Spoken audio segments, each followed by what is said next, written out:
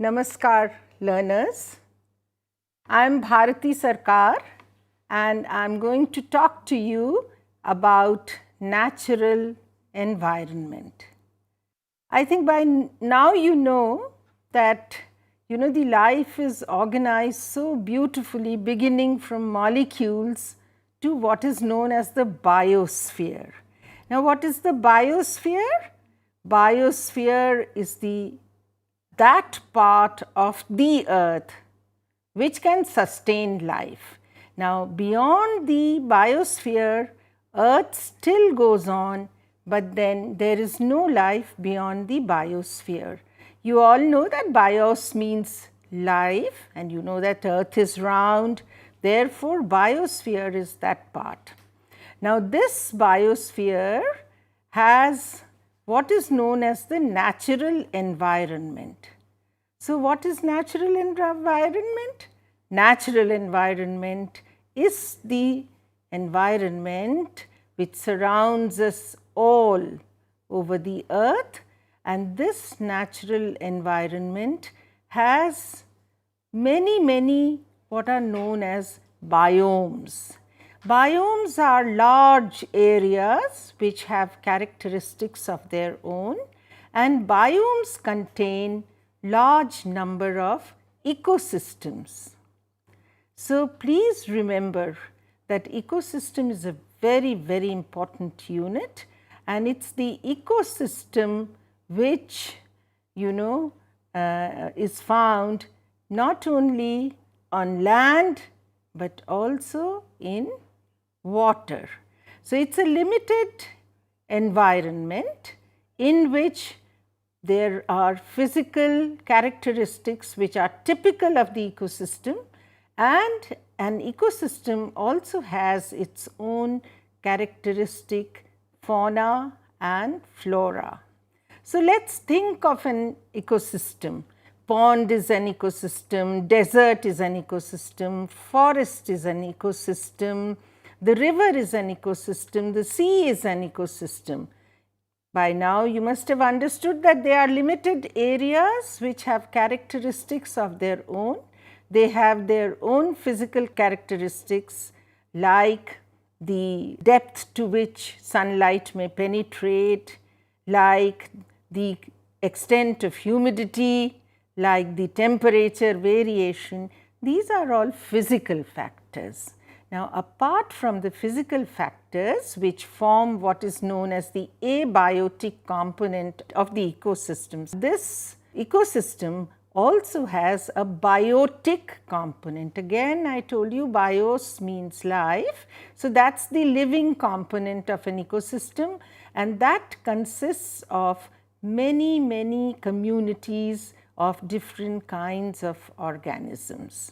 For example, there are certain organisms which you find in, say, the river, which has fresh water in it, and they are very different from the kind of animals or kind of plants that you find in the sea. Now, you well understand, I deliberately took up this example to tell you that fresh water has no salt content. Therefore, the plants and the animals and all other living beings that live in the river are very different from those which live in salty water of the sea. And for this, they have specific adaptations. Let me repeat, ecosystem is a limited environment with its own specific physical features as well as its own specific biodiversity, which includes all kinds of organisms. Now, the organisms, the populations of different kinds of organisms that live in an ecosystem not only interact with each other, but they also interact with the typical physical environment of the ecosystem, and that is why they are said to be very well adapted to the ecosystem. Let me tell you, learners, that natural ecosystems are many. I just quoted a few and you may quote many more yourself. These are all natural, but there are also ecosystems made by humans For example, you know about the agricultural fields. Now, that was not there earlier till man made the agricultural fields. When humans, started settling and agriculture began, they quickly made some fields to grow food. Similarly, there are other artificial ecosystems like the aquarium, which are human made. So, ecosystems are of two kinds, the natural ecosystems and the human made ecosystems, and therefore, we can see that there are diverse kinds of ecosystems. Now, ecosystems, let me tell you, are of tremendous use to the human beings. That is why we have to be very careful and conserve our ecosystems. For example, who gives us so much of oxygen for respiration? The trees, the plants, when they make food by photosynthesis, they give out oxygen as a product. Now, so forests give us not only oxygen, but they also act as sinks for carbon dioxide, which then cannot accumulate. You already know that accumulation of carbon dioxide in the atmosphere has caused global warming and accompanied climate change. But carbon dioxide is taken up by trees. Also, you see, we get biomass as fuel from forests. We also get many kinds of very important products, not only from the forests, but also from the sea, also from the desert. And you know that Ayurveda and Unani medicine and homeopathy, how much they depend on medicines which they get from plants. So, what I mean to say is ecosystems are of great use to human beings. They also control and regulate the climate, the ecosystems, and also they are self-sustainable. Changes take place in the ecosystems, and it is always, if some degradational changes takes place, there is resilience and it becomes again active.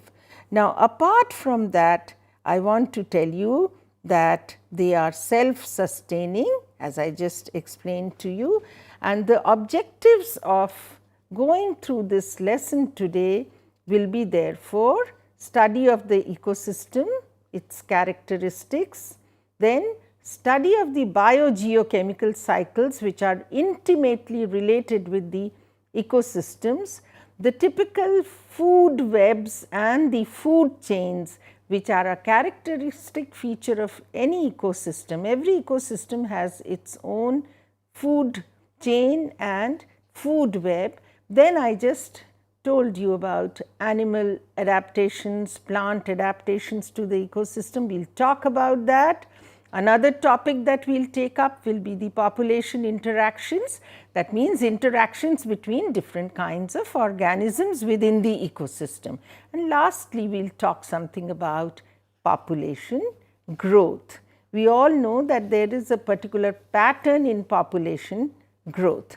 Now, let us take up the first very important feature of any ecosystem, which happens to be the food chain.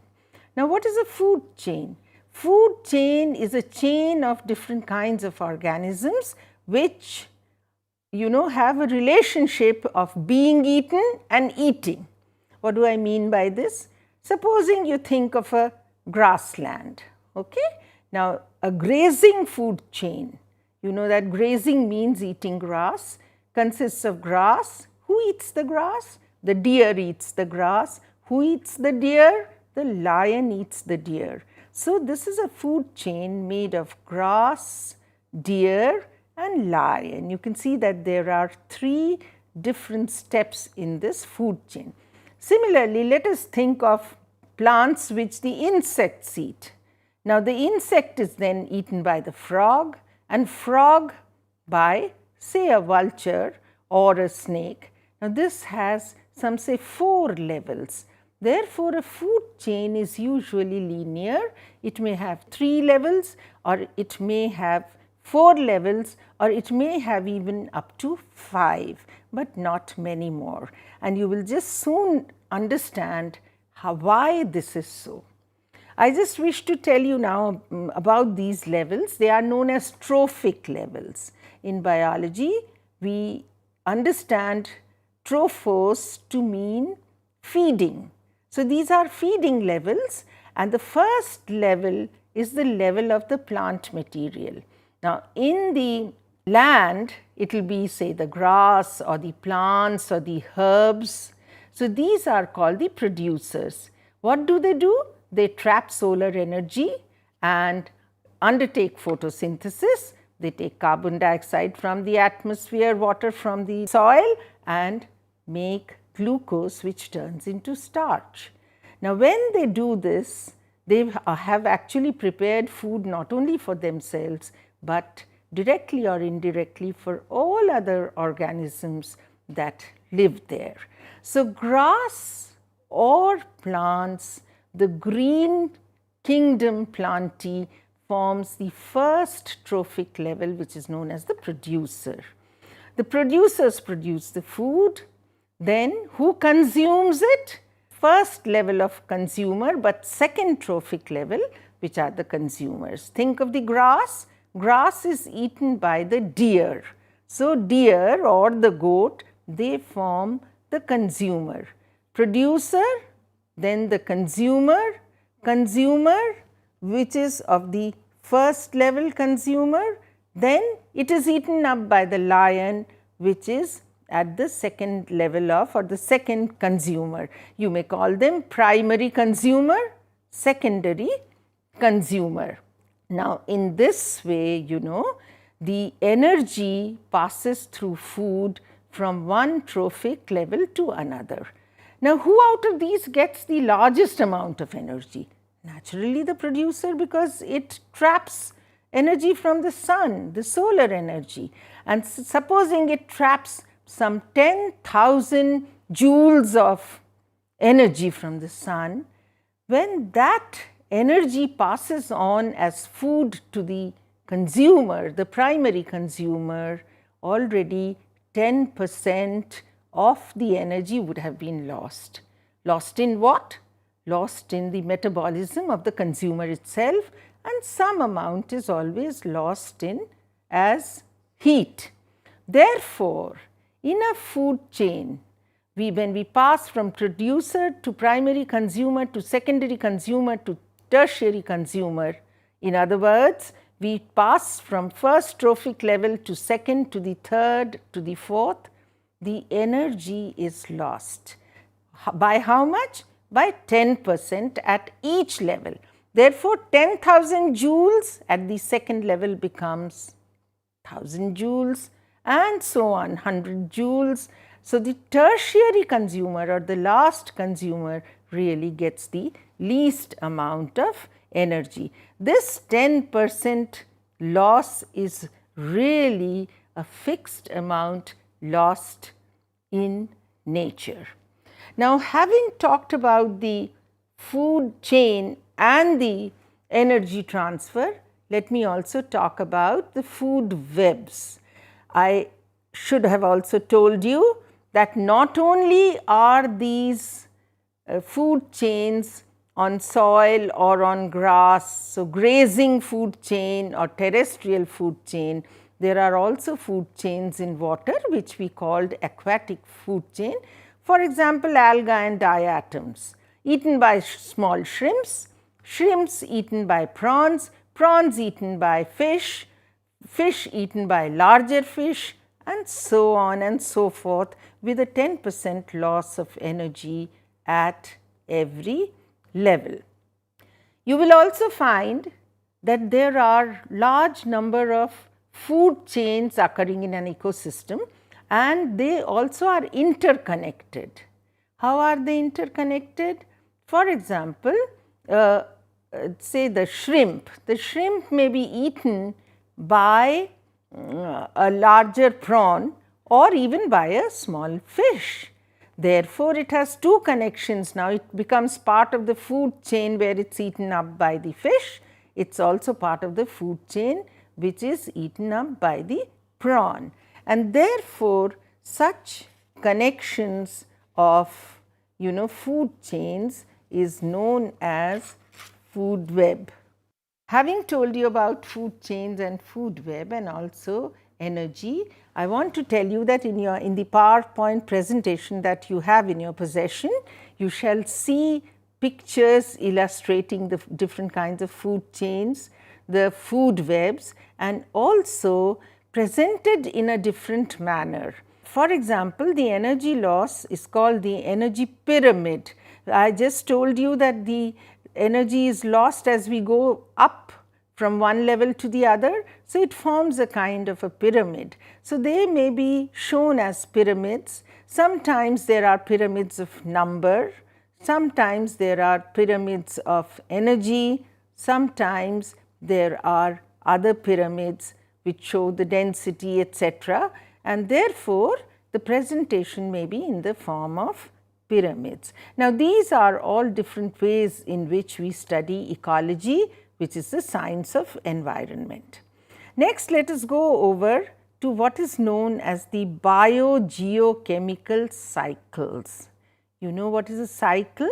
A cycle is one which begins from a particular point, then goes in the form of a circle and comes back to that point. Now, these cycles, biogeochemical cycles, means those cycles found in the natural environment which have their components at some plants and animals, which also have from the geological and the geographical world or the physical world, as you may call it. For example, think of carbon. We all know what is carbon. Carbon is that element which is actually at the root of all organic chemistry. And why are we called organisms? Because our bodies are made up of organic compounds. What are organic compounds? Compounds which contain carbon. Let us think of the carbon cycle. In nature, how is carbon present? It is present as carbon dioxide in the atmosphere, and it is taken up by plants, and it is also given out when plants and animals respire. And then what happens? This also, is in the body of plants and animals. When plants and animals die, that carbon is left on the soil, and that carbon over years becomes what is known as fossil fuels. When you burn fossil fuels, they become carbon dioxide and go into the atmosphere again. So, this is a cycle which has been very beautifully depicted in the PowerPoint presentation that you have in front of you. Kindly see that, go from point to point and make an outline biogeochemical cycle yourself. Apart from carbon, we have the water cycle, and the water cycle, you all know, again is present as water vapor in the atmosphere. Where does it come from? It comes when water from the surfaces of water bodies like the sea or the river or the pond just evaporates. It also comes into the atmosphere from the trees when they undergo what is known as transpiration, about which you have already studied. And then how does it come back to earth?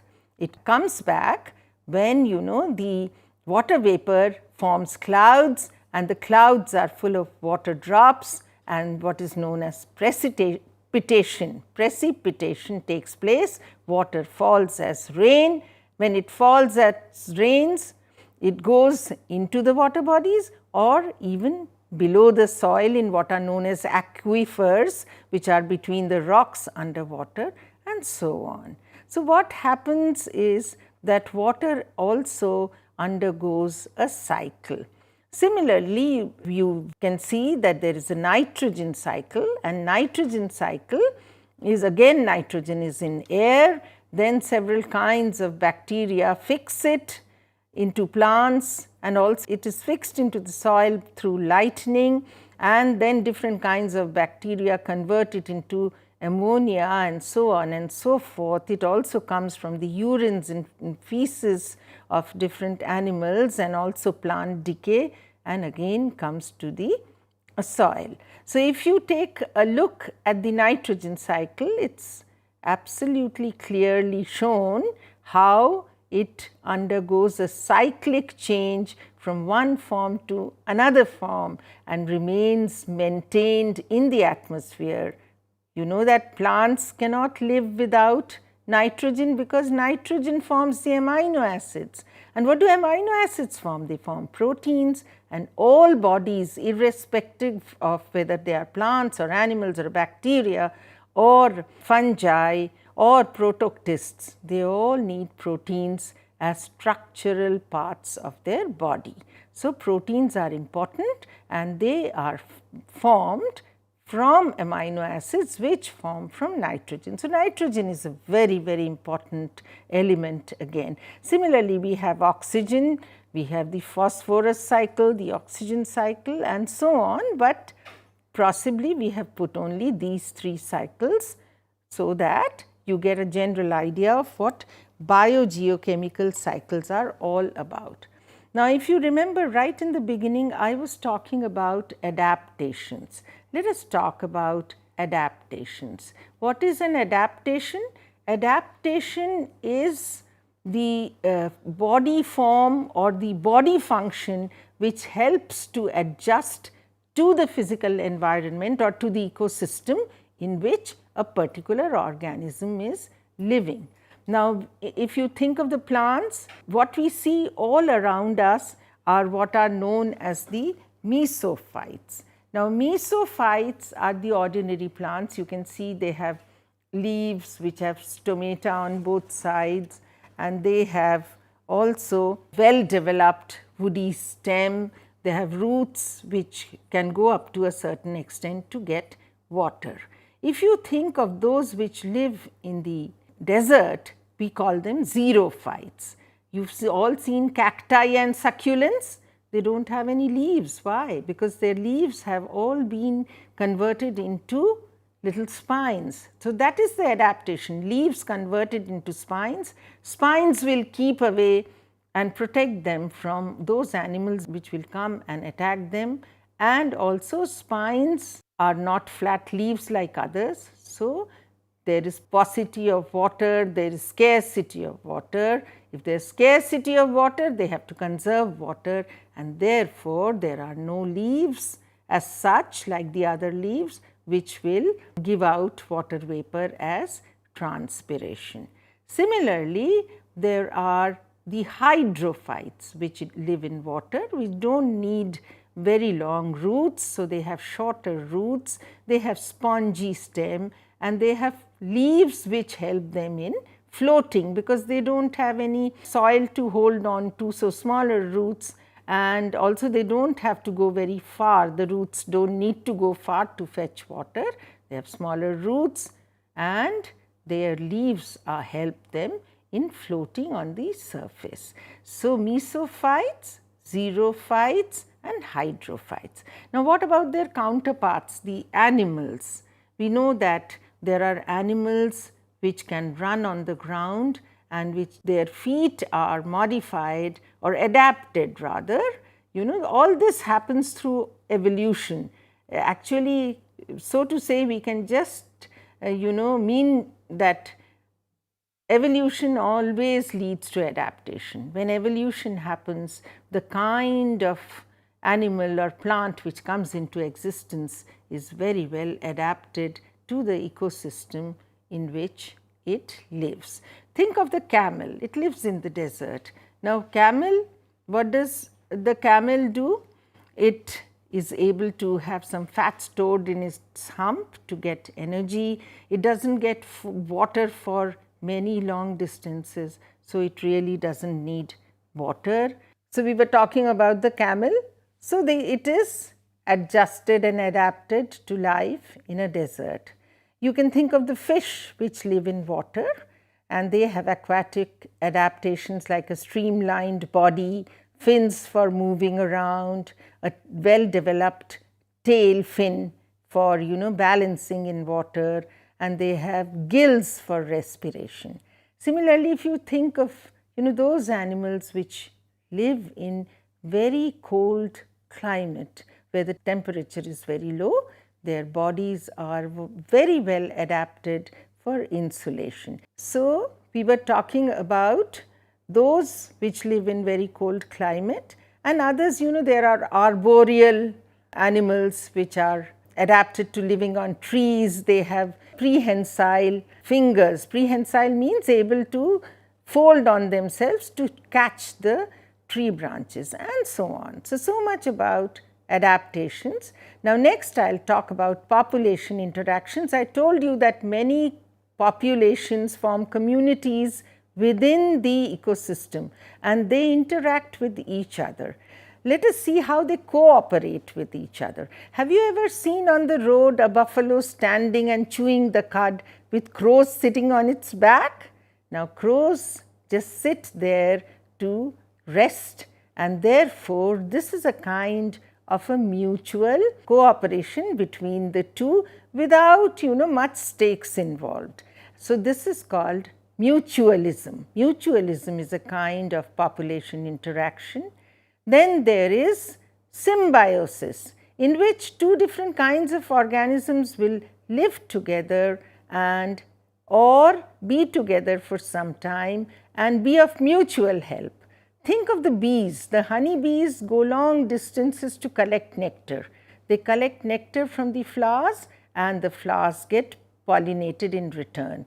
So, this is of mutual benefit and it is called symbiosis. Similarly, there is commensalism.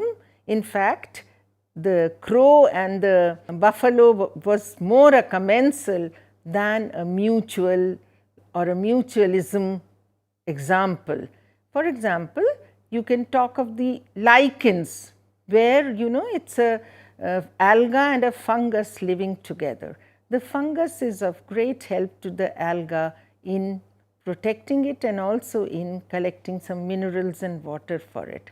So, in this way, if you see the pictures, from the pictures itself you can know that organisms cooperate in nature and we have a lot to learn from them. Lastly, I will talk about population growth. Now, you know that we are now in India, how much? Little over 1.2 billion.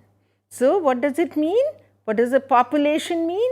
It means population is a congregation or a group of individuals which belong to the same species. We say human species all over the world are about a little over 7 billion. So many make the human population. Similarly, we may have small populations. If you see a beehive of a particular kind of honeybee, it's a small population of honeybees within that beehive. So, population is really a group of individuals belonging to the same species. Now, it shows two kinds of growth. Once it begins to grow in its place, in its habitat, then it will start growing, and if there is enough food and if the physical environment is congenial, it will just form a J-shaped curve, means go on increasing. Otherwise, all populations after some time reach what is known as the carrying capacity. The environment has a certain capacity to carry only a certain number of individuals, and therefore, growth stops after that and you get an S-shaped curve if you just draw that curve for a particular population. Thank you.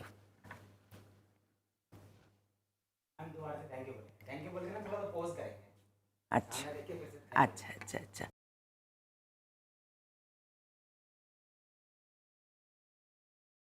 To summarize, we have seen what is a natural environment as part of the biosphere, what is an ecosystem and how important it is, and how do populations and communities live in an ecosystem and are interrelated through food chains and food webs. We also saw how the biogeochemical cycles go in a cycle.